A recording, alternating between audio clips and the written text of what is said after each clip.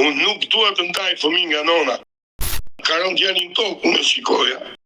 Po e qova pram tek mjeku, jo një herë. Të marrë një nga Prizreni. Tip rënje me tek, e lidhur me fjango të kuqe në 4 ëndër. Bën të kështu, zot subhanallah. Grisi tokën sikur ta qaj me kazën. Qa kam parë me këta sy në jetën time nuk kam parë. Edhe Përshëndetje miq dhe mirë se erdhët në këtë video. Keni hyrë në kanalin tim zyrtar në YouTube, Odeta Dume Mandro. Për të qenë pjesë e live-eve të mia, mund të abonoheni duke klikuar poshtë tek fotoja ime. Ditën e sotme do të sillim një histori ndryshe nga ato që ju keni parë çdo paradite ora 10 që jam live me ju. Do të jetë një baba, Dario quhet, është nga Burreli, i cili do rrëfej historinë me bashkëtuesen e tij. Një histori që është bërë mediatike, ku përpara disa viteve një skandal doli me një hoxh nga Prizreni, i cili kishte marrë përsipër të shëronte një nën dhe pikërisht bashkëtuesen e Darios, e cila sipas tij ishte pushtuar nga xhindet dhe u akuzua për dhunë hoxha, pasi videot që u publikuan ishin shumë të rënda. Sot ish bashkëtuesi i saj, Dario, ka vendosur të rrëfej këtë histori, kështu që do hap dritaren, do ftoj menjëherë Dario. Dario, përshëndetje nga Tirana. përshëndetje. Më ke dërguar një mesazh përpara 2 ditëve ose 3 ditëve, nuk jam e sigurt, dhe kuptova që ke një problem me ish gruan tënde. Po. Por çka ka ndodhur? Do t'ja filloj nga e para apo do ta nis kështu? Po, mund ta nisësh nga e para dhe po të dëgjoj. Kam qenë në një bashkëtesë me nga Tirana, e cila ka bashkëtuar me mu, po ftoj pjesërisht, jo gjithmonë, sepse kemi pas disa probleme dhe konflikte nga problemet e saj shëndetësore. Unë arrita dhe përfundova dhe në burg nga kjo gjë. Pasi nuk dua të shaj asnjë non në botë, sepse unë vi nga një non, si ti dhe gjithkush, dhe unë për çdo femër në botë kam respekt dhe respektoj pafund nga ajo që ne vim nga një femër, kuptohet. Me emër të Allahut gjithmonë. Pas disa kohë, pas disa probleme, arrita të përfundoj dhe në burg, siç ta thash dhe më parë, sepse nëna e saj bëri disa denancime të rreme, puna e tyre nuk ka problem, që unë as kisha vënë dorë në familje, as kisha prek familje, e vetmja gjë që kam pas një debat në bashkën e shtëpisë time, ka qenë kur kanë ardhur nga Tirana, se thonin media që unë e kisha sekuestruar, si me thonë bllokuar atë vajzë brenda, se lidhja të dilnja, rrifnja, torturonja, pashallah me Kur'anin familjar, nuk është e vërtetë as pak. Gjithsesi s'ka problem se mediat atë punë kanë. Më bëj qefi që jam live këtu me ty sot drejt për drejt sot me ty, sepse di që i ndiqin gjërat saktësisht dhe perfekt. Problemi ka qenë këtu. Unë e kam dërguar atë zonjë në Tiranë bashkë me nonën e saj, pasi unë kisha këmbën e thyer. Isha me paderica, më kishte vdekur nona, rahmet pas shpirti i saj, dhe ata kërkuan marrin dhe djalin. I thash, po pse djalin deri në Tiranë? Thash, lere djalin këtu, kisha punëtorët në atë kohë për një punim që bëja në shtëpi. Kam thirrë një taksi, i kam thonë sa kushton, më ka thonë kaq, kam paguajtur taksin dhe i kam dërguar në Tiranë. Kam gjetë psikiatrin atje për ta shëruar. I kanë bërë vizitat e gjitha, në moment që kanë arritur te porta këtu kanë filluar debatet. Njëra pas tjetrës, unë kisha bërë një pjatë me meze me thonë drejta dhe rria në baqet shtëpisë time, se kam një baqet madhe prej 2000 metra katrore, po rria aty si zot drejt. Edhe i mërzitur isha sepse gjendja ime ishte bërë katastrofike në shtëpi, merrja 3 pastruese dhe ajo nuk i duronte. I nxirrte për jashtë, sepse ishte bërë shumë keq. Edhe se është me depresion të lartë, ka pas shumë probleme, këto i kishte pas përpara që të njihem unë me të, unë nuk e kam ditur. Çfarë viti je njohur me nënën e djalit tënd? Për zotin, ka një 6 vjetë, mos gabuam, 7 vjeta, nuk më kujtohet mirë, ke 7 vjetë që jash. E qartë, ju jeni njohur si? Mund të ma tregosh njohjen? Pa tjetër. Ne u njohëm në një kafe, ku ajo ishte me nënën e saj. Unë isha me një mikun tim në kafe, po pinin kafe, afër tavolina, një buzëqeshje nga të dy palët, ulëm, u njoftëm, nuk di asgjë për jetën e saj, as ajo për time. 2-3 herë dolëm, pastaj pim kafe po të shtëpia e saj aty me një lokal. Edhe një natë në darke më tha që a mund të vitë shikoj ku jeton, si jeton një aty, dhe po i thash. I morëm leje nënës saj, erdhi me mua, nejti këtu, u kthy prap pas 2 ditësh, 3 ditësh, pastaj përfundimisht vendosi që ajo të vinte këtu për të jetuar për gjithmonë me mua. Vazhdoi jeta, shumë mirë, çdo gjë në rregull, nëna e saj erdhi këtu bashkëjetoi një 8 muaj në shtëpinë time, do me thonë, zdicat e me ka majtë më shumë se sa motor, sepse ajo nuk është një moshë e madhe, 5-6 vjeçe, nuk e di sa është, edhe kam respektuar pa fund atë zonjë, por është njeriu i lindur që unë nuk e ndryshoj dot. Kam bërë gjithçka për ata njerëz, nuk du të mburrem, sepse nuk kam për çfarë mburrem, se nuk kam burrje këtu. Nëse kam bërë për nënën e djalit tim. Të jetë apo të ketë qenë poshtë rreth dynjas, mua nuk më intereson e shkuar askujt. Kam nisë një moment dhe një drejtim për bashkëjetuar me dikën dhe unë shikoj hapat në vazhdim, jo hapat pas. Sepse s'ka qenë imja dhe s'ka qenë me mua. Por në momentin që ne kemi bashkëjetuar të paktën 9 muaj me radhë 10 muaj, apo 1 vit, se tash si kam përcaktuar me fiks, me data me orare, garantoj që ka qenë një femër perfekte në të gjitha aspektet. Kisha nonën e sëmur, e merrte në krah e çonte e lante shplante, s'di çfarë them. Ajo gocë 33 vjeçe, i bënte një zmet nonës të papar. Tani është më e madhe, po flas në atë kohë që ishte nëna sëmur. Edhe nuk e harroj kurrë, vetëm gjendjen e atë respektin që mi ka bërë nënës së ndjerë. Bënte buke ujë, lante shplante sa gjithë njerëzit po çmendeshin. Por gradualisht dhe kur ngeli 7 zonë, ajo erdhi u bë shumë problem. U bë shumë keq, do me thonë sa binte fëmija në tokë nga divani, ka rënë djalin në tokë, unë e shikoja që është situatë e vështirë për të nxituar, as s'ka gjë, nuk ka problem.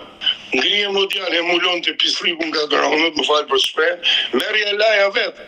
Shtëpia ime ishte degraduar, unë me 3 pastruse, prandaj ju vëdhe pastruseve në flokë më qafë, me i mytë. Kisha rënë një hallë në një gjendje që ti nuk e imagjinon dot. Pasha Allahun, po them, pasha Allahun. Që ajo e di vetë, dhe ka pranuar dhe ka pohuar. I dashur Dario, me sa po kuptoj, shëndeti i saj mendor solli probleme në familje. Katastrofike. Shëndeti i saj mendor u përkeqësua pas lindjes së djalit. Që ku ngeli 7 zonë, ajo ndryshoi komplet, sa filloi të azarohet dhe me nonën e ratë me pas mos u bëfteron, që ajo shërbente pa fund dhe nona ime e donte shumë atë. Nuk rrinte dot pa atë. Është fatkeqësi, shëndeti mendor është fatkeqësi. No, nuk e vjen dyshim as pak. Nuk e çove tek mjeku se Po e çova pram tek mjeku, jo një herë, po disa herë e çova edhe me nonën e saj. Kjo është e gjitha. Pra janë faktura, unë bëra dhe burg, ngjeta dhe rreth shtëpia deri kur mora mediat. Pa sa ke hilen këtë botë, sepse ky është shteti shqiptar, unë nuk do të gjykoj shtetin, këtë rast se jam këtu për këtë pjesë, po këtu s'ka drejtësi, nuk ka shtet. Sepse në një rast të tillë që unë kam këtë problem, shikoja shteti, kam predhur shumë dhe flas shta gjuhë të huaja unë që më shefti këtu, dhe kam parë që ja shteti në një pikë sa më të vogël depresioni që është një nën apo një prit, baba, fëmija i kalon o babait o nonës, automatikisht. Unë nuk dua të ndaj fëmijën nga nona, sepse sikur që nëna ime për mua që një nën dhe për atë, dhe për ty dhe për çdo njeri, kupton? po, qartë, është e kuptueshme. Por unë nuk dua të shkel në kallu askujt, sidomos nënës fëmijës tim, të jetë poshtë trajt botës. Ajo është një diamant për mua dhe për nënën, për djalin tim. Përderisa është princesha e djalit, do kem respekt pafund dhe përderisa më ka sjell djalin në jetë. Por të lutem, ndalemi dhe marrë efekt historinë. Në momentin që lindën këto problemet e para, le të themi shëndeti i saj mendor solli një problem goxha të madh në familje, sepse ajo nuk ishte kujdesshme fëmijën e vet për djalin, si vazhdoi më pas, domethënë ajo bashkëtesa jote, se ju s'keni bërë martesë. Shumë keq, të thuash ti pse. Sepse ne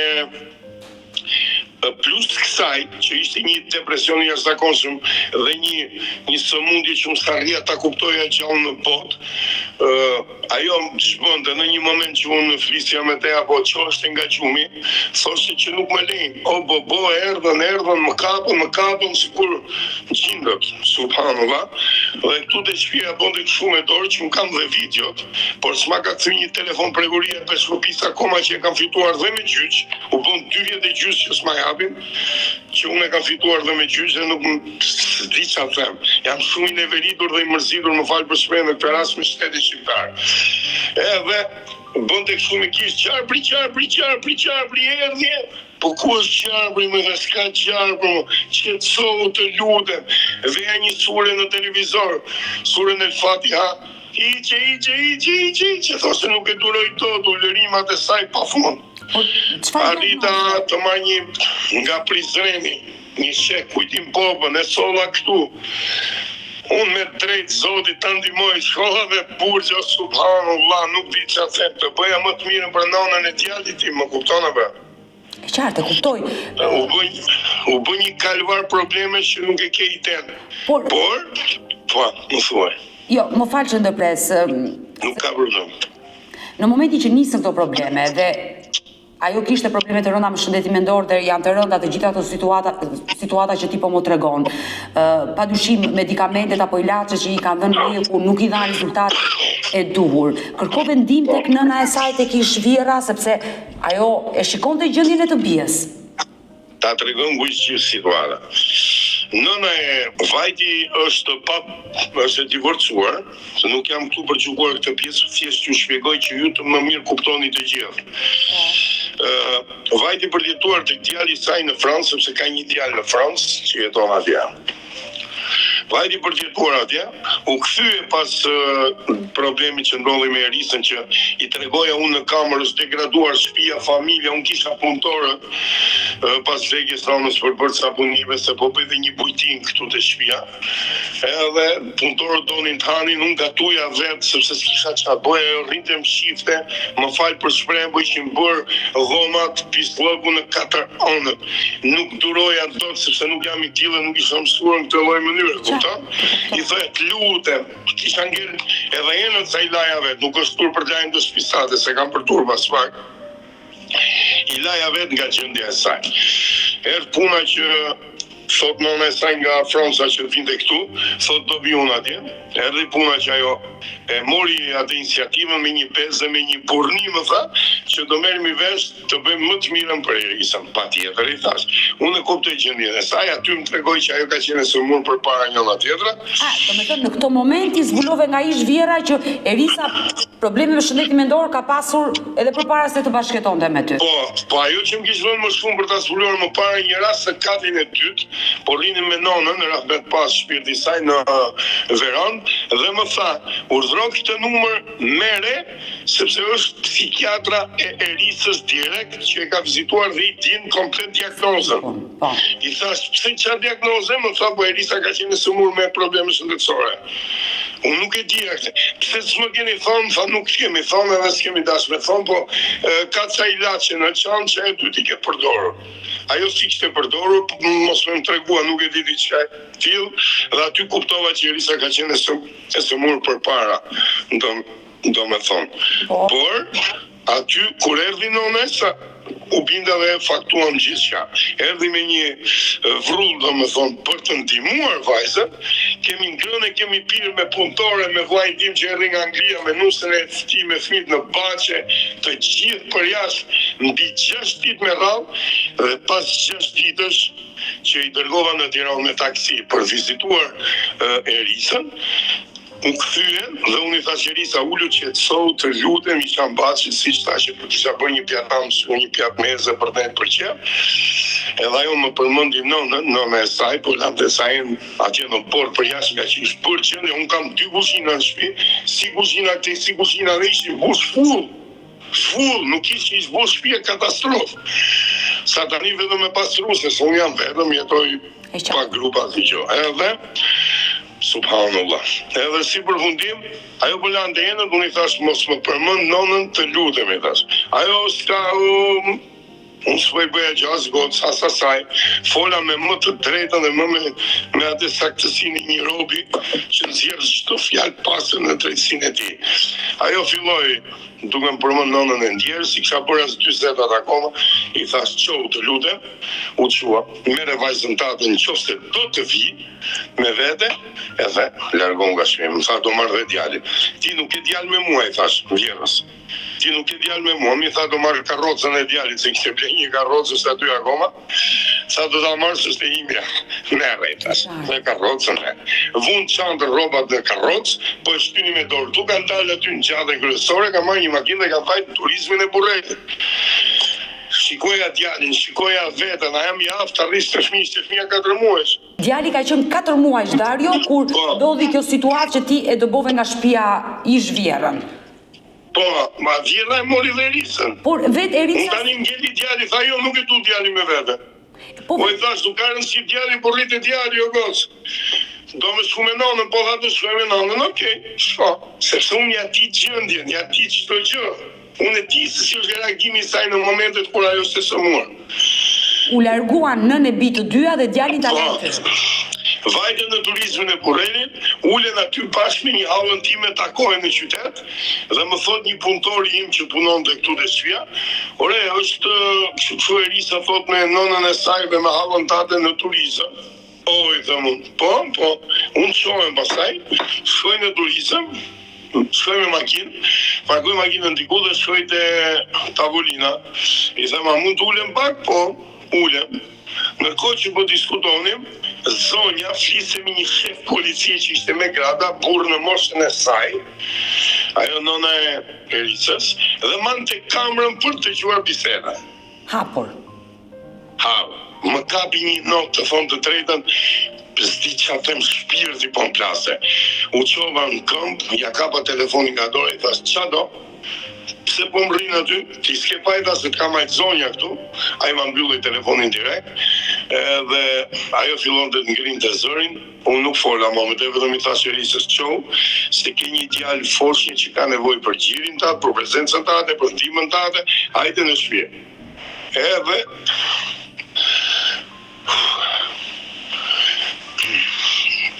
i tha o mami qa bëj? Tha jo, i tha nuk do shkosh. S'ka non, ka nona mbi nëna. Ajo është nona që nuk di të kuptoj të stabilizoj gjendjen e fëmijës vet. Sepse ku një fëmijë kalon në zemimi aventura dhe vjen një moment dhe bashkohet me dikën, mundohu dhe rahat ke Zoti me tonat mirat e kësaj bote, mundohu t'i japi shkurajon e dur për qenë familjare e tenë, për fëmijën e saj, familjen e saj. Jo t'i thuat, ik ti se t'mamami, ik ty mi fugoni ti se t'mamami. Çdo minutë, e kupton? E qartë, pra, ish bashkëtuese e jote ka pyetur nënën, të vinte me ty apo ti ikte me ty? Po, e pyete gjinte me mua, po jo, ajo i tha jo. Unë qova në kombi, thash i pa fsharin, hyva makinës erdha këtu dhe ngella me djalin ty 1 muaj e gjys, e laja, e shplaja vetë, s'kishna qa bëjqa i vetëm, i zbota peti këtu gjithë çokolata e gjëra, flia me te këtu, s'vëzim të gjumi gjithë natës, rria duka e parë, se s'kisha majle e fit, vogën jetën time. O, sot që situatë nga më kaluar, dhe unë kam një nostalgji për atë djalë nga kjo që kam kaluar disa komete që unë po të shmëndre. Unë po luj mens nga gjendja ati djali, kam shpenzuar shumë, po shpenzoj shumë dhe disi kam hyrë në një rrugë të gabuar, me sa mendoj unë, të jetesës time brenda shtëpisë, brenda 4 qosheve të murit, sa nuk e di mos do kaloj me një depresion, me një gjë të lartë, sepse nuk mundem mos, sepse kam gati 1 vit që unë shikoj djalin tim me sy.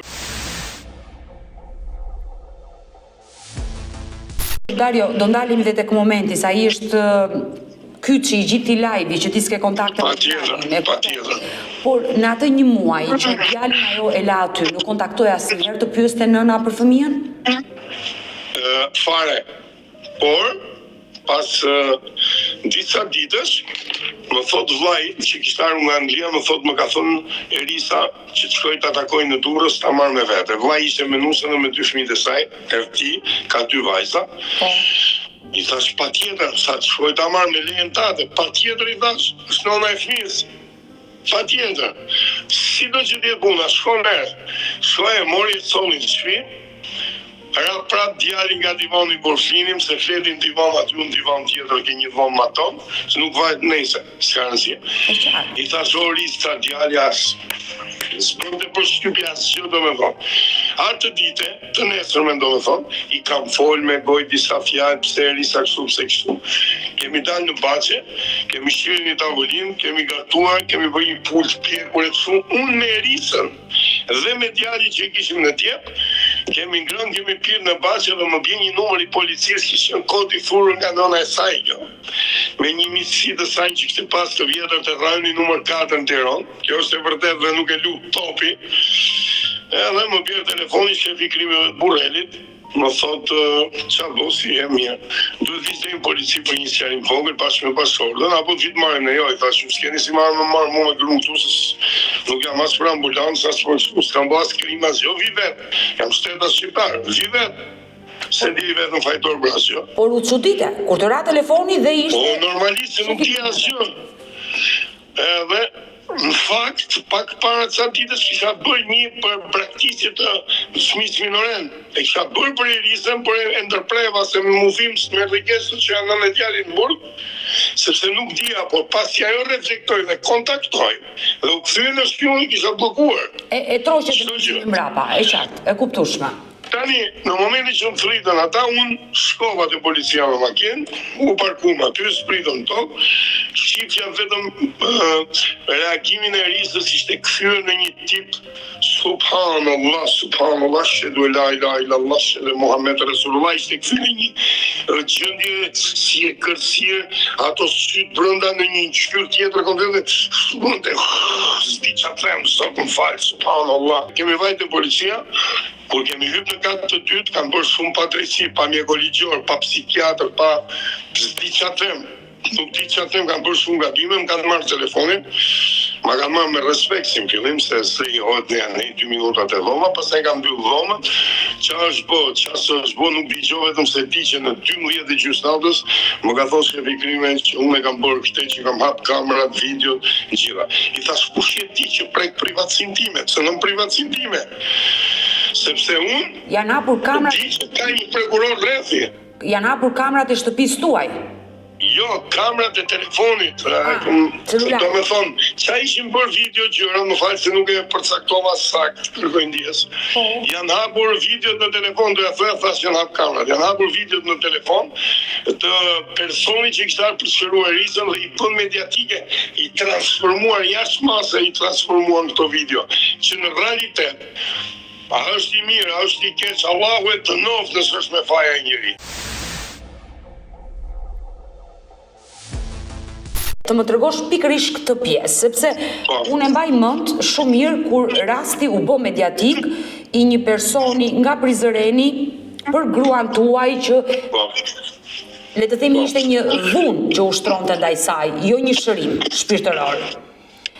Ma trego këtë pjesë, çfarë ndodhi, Dario? Do ta tregoj unë këtë pjesë.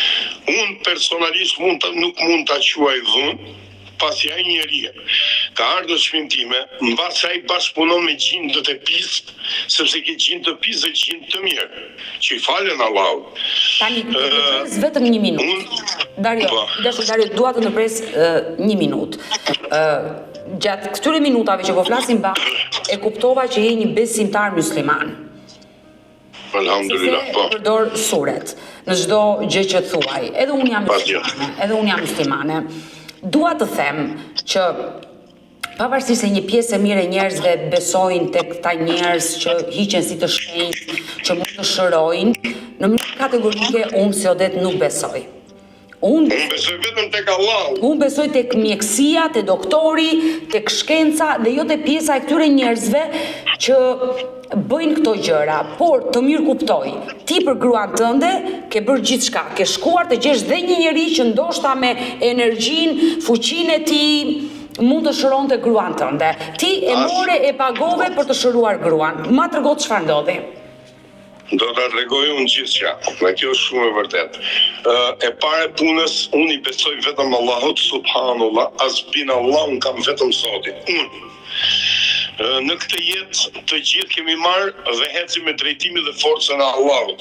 besoj unë, sepse na ka dhënë menjën për me blu, synin për me pa, gojën me qiu, zemrën me dashuru e kamët me kërku.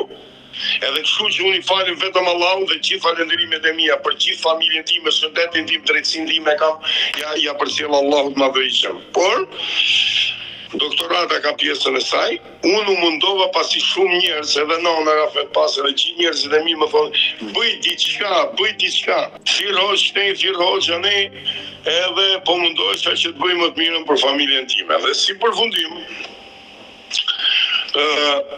më thanë që është ky zot lidhe e njifja atë robin që më prezantoi me te, e morën telefon, erdhi me makinë private deri te porta ime. U futën brenda, nezi ca gjëra ku diun ça nezi këtu, paroma e gjëra kështu që me demek nuk i duron gjindi, unë nuk e di. Më tha me lejen tuaj kisha dhe nonën rap me pas shpirti saj aty. Sa me lejen tuaj i tha Irisës mund t'ju shikoj, po i tha i vuni dorën kokë, i këndoj sa i këndoj dhe ajo plasën ulërima, shtrihet në tokë për dhe. Qa kam parë me këta sy në jetën time nuk kam parë dhe s'dua të shikoj më që unë i kam videot akoma në telefonin që më kam blokuar që s'ma kam vënë për rastin që unë rash brenda. Dhe më kujtohet në një moment e sipër që ajo ulërise që i binte divanit këtu dhe thoshte këtu, është këtu. Ne kemi hapur te këndi në dhomës, pilën unë kam shqy nga poshtë komplet atë leckën, damaskun që ka që e mbron poshtë, dhe aty me një kaçavit kemi nxjerrë nga një paskanqitje divanit një pjesë të maqive që ishin bërë, që ajo i tregonte që atë sjelljes saj këtu te kokën kaçurrela dhe thoshte këtu, kështu, mi kanë bërë tregonte. Sepse tregonte i gjindi. Dhe në një moment e sipër ajo del ulëret, shkon vëm gjumi, përcakton me dorë të rrobat e dy sheku e ngret për tjetë ajo vetë të gjitha, shkon dhe del te porta jashtë, unë kisha ngjit me kamerat, kam shumë pemë të mdhaja, por një shenja apo dy e madhe që është dekorative e madhe, u thanë. Dhe i thot ku janë të tjerat, ku janë fshehur, domethënë, ajo çohet nga këtu me vrap dhe merr hof atje dhe toka ishte shumë e thatë, ajo futi thojnë të grisi tokën sikur ta çajë me kazën. Unë u hapita, s'u dilte pi gjaku nga durët e saj. Më shikon të kështu, bën të kështu, zot subhanallah, i ndrojshin sytë në çdo lloj forme, edhe nxori një tip rënje me tek e lidhur me fjango të kuqe në 4 orë. Ka marrë një shishe benzinë, ja hudhja sipër nuk merrte flak gjallë dot. Aty ku ishin tha pemë. Sa pyesja dhe nonën i thoya po thahet kjo pemë. Më thë 2 copë jam thënë. Më thoshte nuk e di u biri nonës, me punëtor po me ujë po me gjitha po nuk arrit ta kuptoj pse po thahet. Nejse. U futëm brenda, sa erdhëm te dera në verandë, te porta kryesore jo e jashtmja, as e verandës, hym brenda shtëpi. Ajo vuri dorën në mur,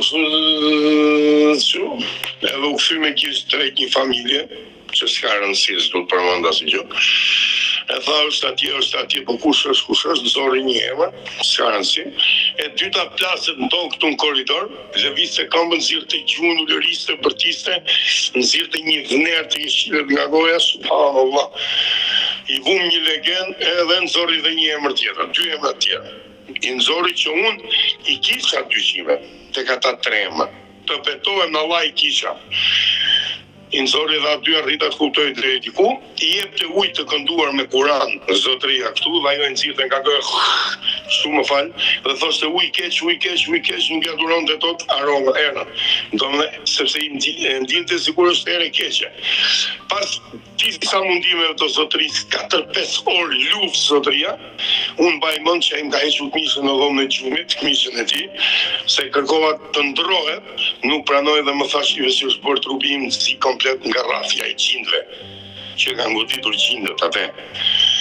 Ull aty Elisa në divan, kapi dorën e tij këtu, po e pret kështu sikur po kërkonte një gjë.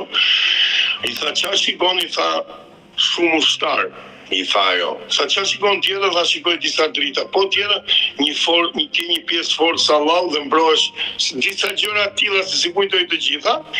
Dhe Elisa vazhdoi në divan. Eudhu billahi minash shaitanir rajim, bismillahirrahmanirrahim, ashhadu an la ilaha illallah, ashhadu Muhammadur rasulullah. Ajo që si ishte falë në jetën e saj. E unë po habitë, se edhe gjiste kështu. Thash, zot na bje marë. U që nga aty ra në gjuj, si në seshë, këtu në tapet. Ajo. Dhe po falesh te me 2 durë tamam si falet një musliman.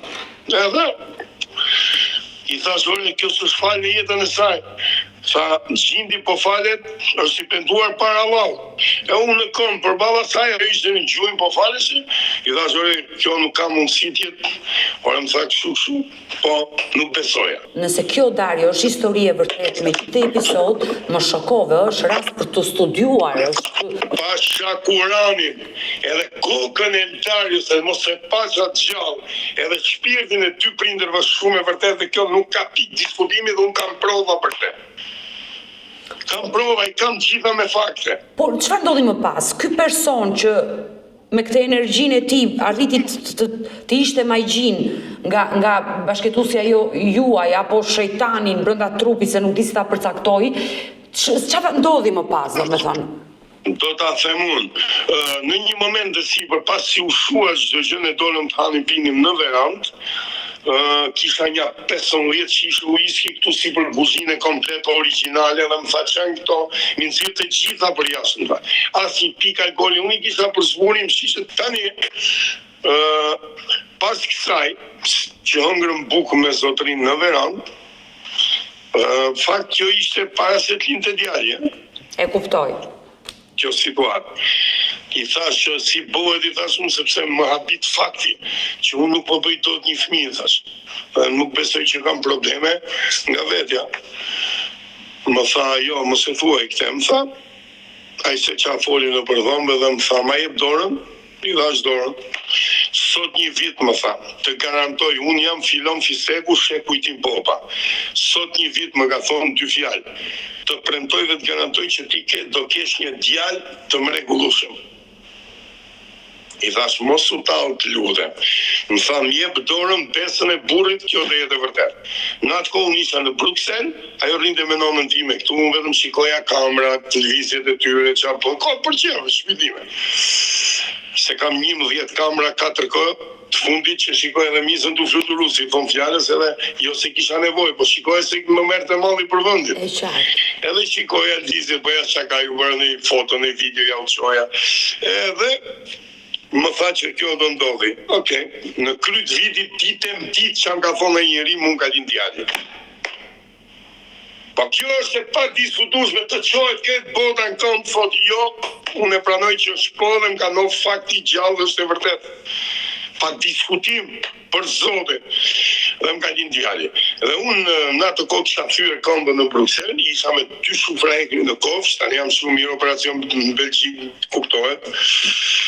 Edhe kalova më tha motra që jemi në spital në Lezhë, unë motra ime, se një motrë kemi 4 vëllezër dhe vllai, nëse vllai kishin shkuar gjithë në Lezhë, e më tha që lindi Elisa ka bërë djalë me shumë foto, kalova në një qendër si sa nuk merrja do të frym nga qefi. Në jetë të fjalës. E qartë. Por në kohë nuk fleta dot prita do të hapë një farmacin mes aty dhe më tha farmacistë më tha kis pas toni se një fjafa çka toni dhe je peux pas respirer dhe që kam një stres ashtu dhe s'mund të më marr frym tha qu'est-ce qui est passé më tha çka ndodhi thash nga linjë djalë më tha prit të tjerit i ke bukur ishte më i ri tani që je farmoze tha ta kallon tek domethënë i ka të i kaluar ingranazhi qefi edhe tha ke vetëm momentale më tha kokra kalova I dashur Dario, në momentin që ndodhi kjo me atë person nga Prizreni, Hoxh, çfarë ishte,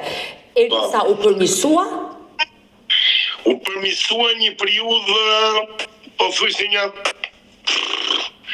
3 muaj, 4 muaj?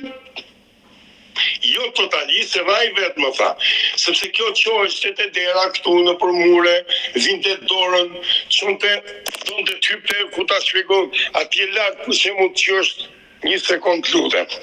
Tavani. Vinte dorën këtu të dera për shembull, donte me fut durët atje se po ka në gjotë fshehur, të mure lartë. E kupton? E kuptoj. Dhe i thonte mos më mashtroni, thonte ai se nuk ka gjë aty. Jo ka, jo s'ka, jo ka, jo s'ka. Sa të marrë një ujta piklure. Edhe, më fale. Jo, nuk ka gjë. Jemi në një live që është e kuptueshme. Mund ta marrësh ujë. Urdhë? Ndërkohë po e marr. Të bëf mirë. Të bëf shëndet. Amin. Faleminderit. Edhe unë kur kam parë media të them të drejtën në deta, jam shkëpuar totalisht sepse kanë bërë një lloj forme që më turp nuk ka.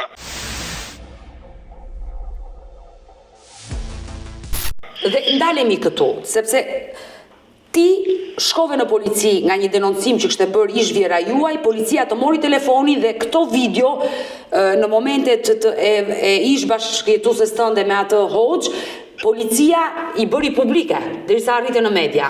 Po, pa urdhër prokurorit pas gjë, në kokën tyre. Po. Në kokën e tyre, fal vetëm ta pipa kujt të lutem. Patjetër, Dario.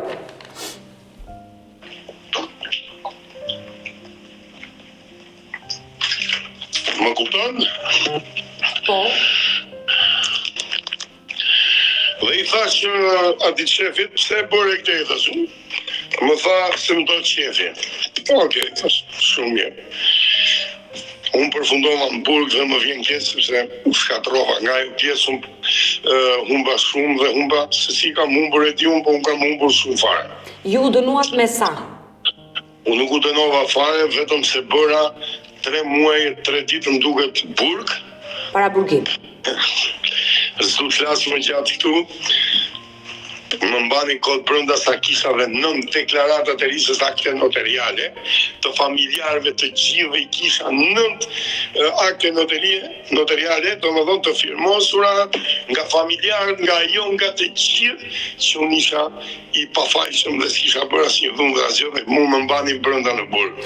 Por ju u dënuat, le të themi nga gjykata, për shkak të lidhjes me Hoxhën, që të lidhjes me Hoxhën dhe si dhunë në familje, si që bën media, se ti e ke parë, besoj. Po, e kujtoj shumë mirë. Që nuk ishte lidhja pa Shakuranin, o Allah, më fyf qafën, si që ka prek me dorë as një fije floku.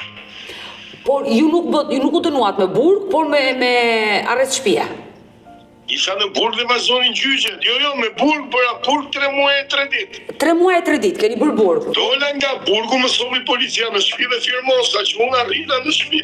Me arrest shtëpie, bërë dhe 6-7 muaj arrest shtëpie. Më shkatruan. Për Zotin, për Allahun e Madh, i kam bërë të gjitha, subhanallah, 1-1. Policia, videot e tua, çka ke patur në celular, që janë personale, padyshim policia mund t'i marrë për të hetuar, për t'i bërë publike, për dal nga media, është... Po s'ka shtet, nuk ka shtet, sepse duhet bëhet diçka dhe pas kësaj që mora media, që mund ta kesh parë të stopi, besoj këtë. Po, më kujtohet shumë mirë. Edhe ç'a thotë Elisa, besoj që e ke parë dhe... Historia më kujtohet shumë mirë, është bërë mediatike në atë kohë dhe kam ndjekur historinë tuaj. U bë shumë keq nërkohë që unë isha në bukë time, shtëpi time dhe më vjen hapi, o Zot, subhanallah. Por këtyre njerëzve ju kam lënë vetëm Allahun, asgjë tjetër. Besoj që nuk ka hakmarrës më të fortë për drejtën e shpirtit njerëzve të tjerë. I dashur Dario, kur dole nga burgu, çfarë ndodhi mes teje dhe Erisës? Elisa vinte te burgu bashkë me motrën, me familjen time, më takonte në burg. Më sipte petulla byrek, gjëra mish, pulat pjekura, cira nga shtëpia, nga familja. Rrobat e lara gjitha, vinte bashkë me djalin pastaj te burgu. Qartë, pra marrëdhënia juaj vazhdoi, dhe pse ndodhi gjitha. Po si vazhdoi dhe shumë mirë parë, si unë isha i mërzitur, i acaruar, më kujtohet në një kohë nga burgu kur më tha që të lutem atë vi nona ime të jetoj këtu me mua që jam vetëm në shtëpi. Sa ajo s'ka shtëpi, ata janë rrugëve. Nuk kanë shtëpi tyre fare, në kuptimin e fjalë. Jo janë rrugëve në sensin e keq, por janë rrugëve pa shtëpi. E kuptoj. Se nuk jo ofendoj as pak dhe nuk kam drejt ta bëj këtë, se në momentin që unë isha në burg, nëna e saj ishte me letra franceze që erdhi me dhe me këshironi me risën, ta qonim spital, so ajo ja tinte gjendje më mirë. Historiku. Se sa unë, fëmijët saj. Dhe që ndodhi, kur më përi tëra këto padricit, unë falje që 5 vaktet, alhamdulillah, në burg, këndoja e zanin e gjitha, dhe në një moment të sipër, kur më tha që mami do iki nesër për Francë, te vllai, më thotë Elisa në telefon, unë them të drejtën, po e mbaj vetëm me zor, si jam nuk di që them. Allahu, vetëm Allahu. Mi laf të gjitha, mi paguft këto, edhe kam shku në dhomë, kam një kod me ujë zemzem, alhamdulillah, edhe kam bërë 3 lutje në të kundër për nënën e saj, i kam thënë, o Zot, unë që të falem ty. Falem për vete, por të falem dhe ty dhe pranoj që kam një zot dhe të shmoj që s'ka zot tjetër përveç teje. I kam thonë fjalët e mia, më ndihmo dhe jepi kosur me të keq asaj gruaje, kam bërë 3 shëndete me ujin zemzem që të ma shlysh pukën që ja kam dhënë me shpirt dhe ma ka kthyer në haram. Të nesërmen ajo niset me letra franceze, niset dhe në si që Hungari e bllokon policia dhe japin a 10 vjet, a 5 vjet, a 15 vjet ekspuls, morën fund letrat e saj. Sepse nuk e di Allahu është një dhe vetëm jo Zoti qofshin fal. Dhe kur kam folë me Erisën, wow, më tha Toni se Toni më thrise, sa e zun haqet e tu e zuri puga jote, tha nonën time. Pse? Se i tha që jam lut, sa e ja doqen qitha dhe i kam dhënë ekspuls. Pra, në i farë mënyrë edhe vetë Erisa ishte kundër nënës, pra atë që të kishte bërë. Pa tjetër, gjithmonë ka qenë kundër nënës, por nga smundja, ajo nuk di ku të mbështetet dhe ngrohtësinë e gjen tek ajo. Sepse ajo e përkrah qoftë edhe me një bar pislëk mbi kurriz. Dhe ajo gjen strofumin e saj tek nëna, e kupton? Po. Ka shumë gjëra vetëm ti jem privatisht unë me ty në tavolinë, të them sa gjëra ti do luash mend që edhe nëse s'ka dritar apo terë do t'i pish murit me kokë ta qash nga ato që do të tregoj dhe do t'alesh. E qartë, por gjëra që nuk do t'i bësh publike mos i bëj. No, nuk du t'i bëj publike as pak. Po, dhe çfarë ndodhi më pas? Edhe të kuptosh se çfarë është ajo oj none, çfarë none është ajo, aty do më kuptosh. S'ka më bëgë, nuk di që atë them supam, nuk e gjukoj fare, por gjukoj pjesën në ndërhyrjes në familjen time dhe përcaktoj diferencën e asaj të reagimit ndaj vajzës me një zdi që atë them s'flas do, ma nuk flas. I dashur Dario, ti dole nga burgu, më trego si u ndave me djalin tënd dhe me Erisën.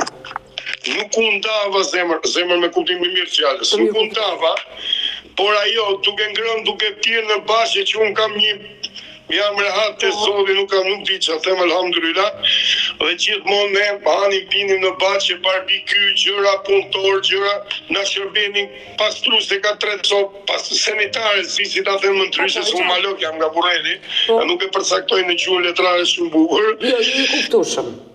Duke ngrënë dhe duke pirë, Erisa lën bukën aty dhe ikën me vrap. Erdhën më kapën, nuk di ç'a bën, ja fut me vrap rrugë. Kam dalë natën duke kërkuar me presektora, kam qetë nëpër ferra duke ulerit. Dhe në një natë me vllajën mendonin që ajo ka rënë nga ura e matit me presektora. Ç'a them ç'a kam vujt materiun vetëm shpirti ma di dhe çfarë bëj dhe pur, kjo është krim. E qartë, shëndeti mendor është problem serioz dhe shumë madhor dhe ati që i bie në familje e di mirë çfarë do të thotë dhe këtë pjesë ta besoj, vuajtje që ke hequr me atë. Por gjithë problemi dhe ideja është si mundet gjukata, nëse ke çuar çështjen gjukat, t'ja lër kujdestarin një nënë që ka këto probleme madhore me shëndetin. Unë për te po them që u bë një padrejtësi nga policia e Burrelit, jo se duan dhe ata, aq kanë bagazh, nuk kanë më tepër. Por në një rast të tillë duhet të kesh fakte dhe prova të bindura për ta futur njërin në burg, mos jo kjo ka për fund rrobën burg kot. Ka bë një denancim një rob aty thot Toni ka vrarë George Bushi. Po jo mor vlla, mund të telefononi ta shikoni që George Bush jeton. Ku e vrava unë? Si mund thosh e vrava unë shkoj bëj burg dhe ai jeton, a kupton çfarë do të them?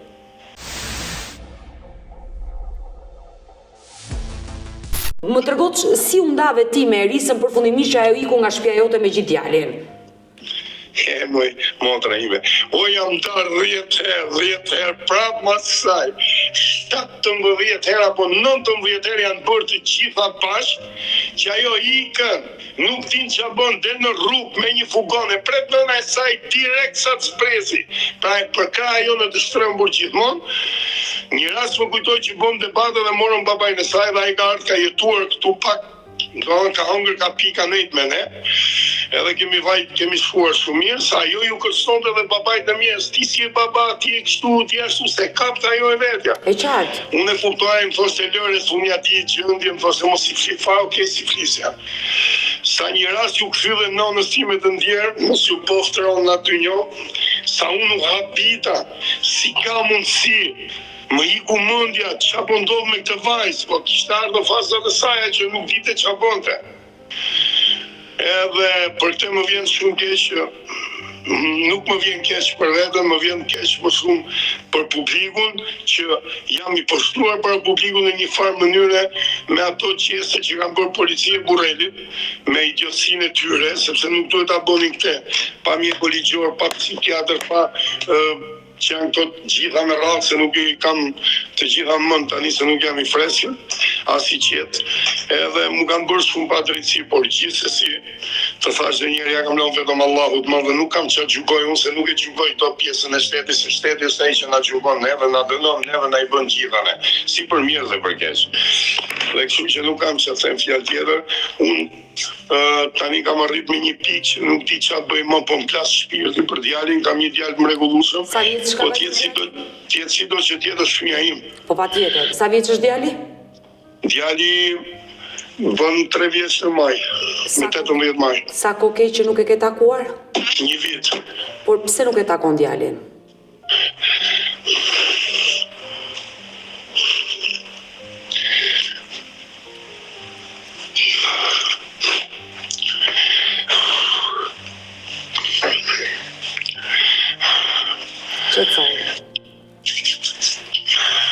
Gjendja është e kuptueshme.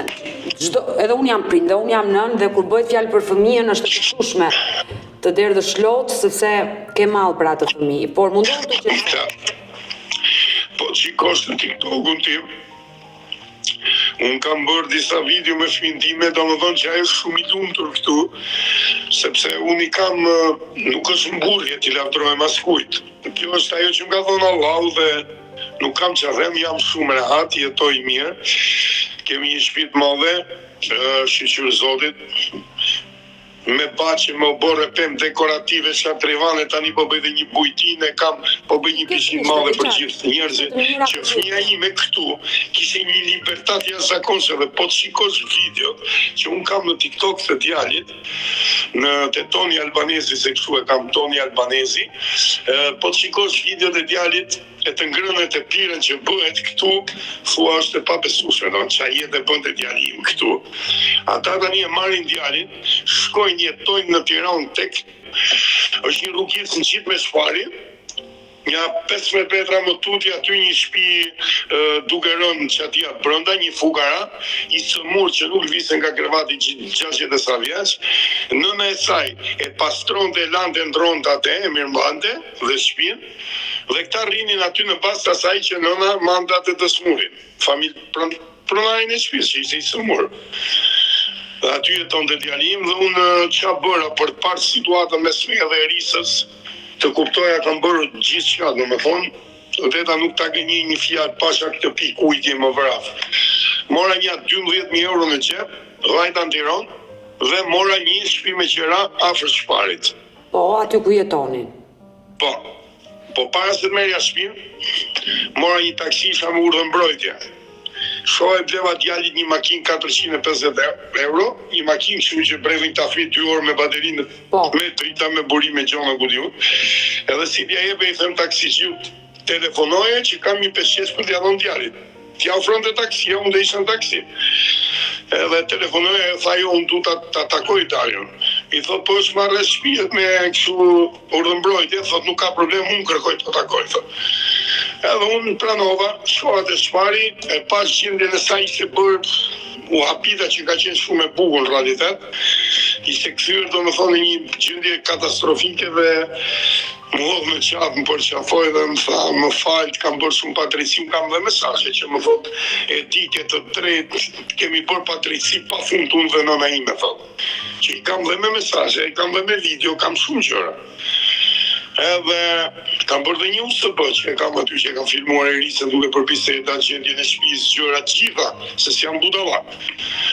Edhe putha djalin ashtu, i dhash makinën djalit e vura makinë, u futa me dyqan, ju bleva ca kpuce, atlete, gjëra, rroba. Futëm te Shpari, më tha nuk kemi çat hajm në shtëpi, më tha jemi në një gjendje katastrofike. Mu vim se fëmia im, mu vim se ajo. Sigurisht se kishe jetuar me të. Po, kam hëngrë me një pjatë, kam darë një strat me të, kam darë një qap buk me të, kuptohet realiteti. Më ka larë, më ka shpjarë vetëm nonën time të ndjerë, nuk e harroj kur dhe për atë, nuk kam se si t'ja shpërblej për nonën. E qartë, e kuptoj. Flasim realiteti, sepse unë me qenë 5 milion gra, unë nonën time nuk e hudh poshtë. Unë nuk prita të vish ti bi fjala, që të tregos kush është nona ime, unë e njoh nonën time. Më ka lajm, ka shplajm, ka po burr, nuk kam si ta post për ty as për asnjë bi fjala. Mirë, i dashur Dario, sepse po shkojmë dhe drejt fundit, për shkak dhe të minutazhit, e kuptoj që historia është shumë e gjatë, do jemi të dy së bashku sërish nesër në një episod të dytë për të më treguar si vazhdoi marrëdhënia jote me ish bashkëtuesen dhe me djalin nga momenti që ajo iku, jetonte në kushte të këqija dhe ti pati të takimin, le të themi atë ditë, në atë supermarket ku i bleve ushqime, rroba dhe të gjitha. Po. Për shkak të minutazhit më duhet ta mbyll, të them mirupafshim dhe të takohemi sërish nesër bashk. Patjetër. Të falenderoj Dario. Faleminderit shumë, respekt, Allahu trujt familjarisht. Amin. Faleminderit. Mirë të dashumish, kemi ardhur në fund edhe për këtë live, siç e dëgjuat, për shkak të minutazhit më duhet ta mbyllja këtë intervistë me Darion për të vazhduar sërish nesër ora 10, i cili do t'rregojë pjesën tjetër të historisë se çfarë ka ndodhur me ish bashkëtuesen e tij, por dhe me djalin 3 vjeç e gjys që ai nuk e takon prej një viti. Ju falenderoj që ndroat me mua deri në fund të kësaj video. Nëse dhe ju keni një histori për të denoncuar, kërkoni që të jeni pjesë këtu në live modetën, mos hezitoni të më shkruani në numrin tim të telefonit 069 99 55 698 që ndodhet poshtë ekranit tuaj. Por mund të më dërgoni mesazhe edhe në rrjetet e mia sociale, në Instagram dhe në Facebook me emrin Odeta Dume Mandro. Dhe këto janë faqet e mia zyrtare. Ndërsa këtu lart tek fotoja ime mund të klikoni dhe të abonoheni, të bëheni pjesë e kanalit tim zyrtar në YouTube, ku çdo paradite jam live me këto histori reale, histori të dhimbshme njerëzore. Mirupafshim.